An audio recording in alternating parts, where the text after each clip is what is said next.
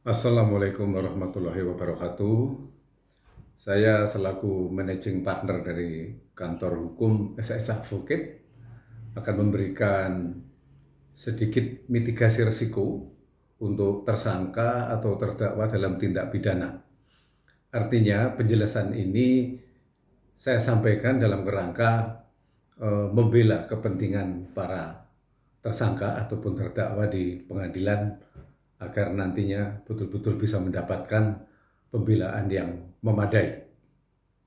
Dalam perkara pidana korupsi atau sering disebut bentuk kejahatan white collar crime, sebelum seseorang ditetapkan sebagai tersangka maupun setelah ditetapkan, sebaiknya segera menunjuk penasihat hukum atau advokat yang memiliki pengalaman dalam bidang perkara korupsi. Mengapa perlu pendampingan? Tentu ada penjelasannya.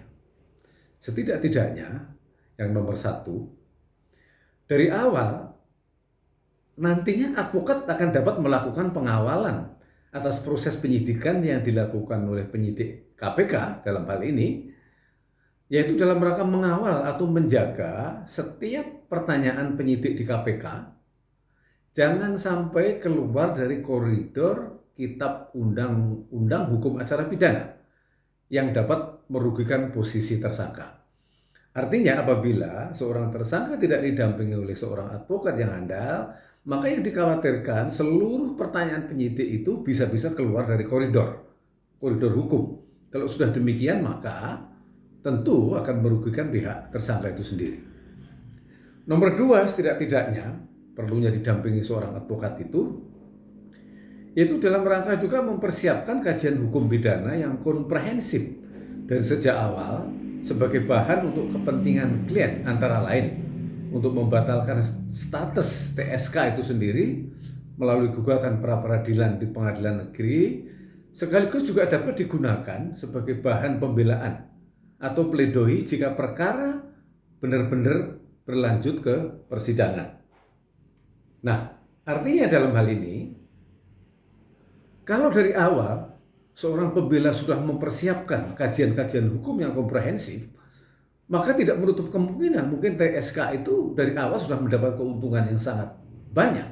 Misalnya apabila penetapan TSK itu memiliki kekurangan dari segi pembuktian, di situ sudah bisa dilakukan langkah pra-peradilan. Tetapi kalau dari awal tidak segera dilakukan kajian hukum komprehensif ini, tentu klien nanti akan betul-betul kesulitan dalam menghadapi dakwaan dan tuntutan jaksa. Yang nomor tiga, jika dari awal tidak dipersiapkan dengan matang, maka klien akan kesulitan melakukan langkah-langkah yang terukur dan terstruktur yang pada akhirnya akan berdampak merugikan diri sendiri.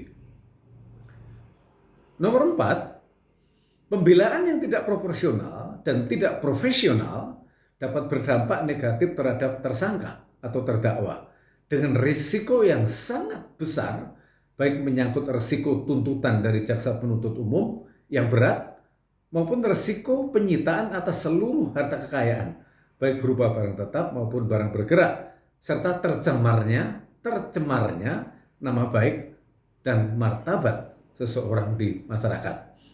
Itulah kira-kira tip-tip yang perlu diperhatikan betul. Kalau dari sejak dini tersangka sudah dinyatakan sebagai tersangka, ada kemungkinan status tersangka itu dari awal akan bisa kita gelar, kita hapus melalui pra-peradilan dan lain sebagainya. Untuk sementara mitigasi risiko pertama ini kami sampaikan. Atas perhatiannya diucapkan terima kasih. Wassalamualaikum warahmatullahi wabarakatuh.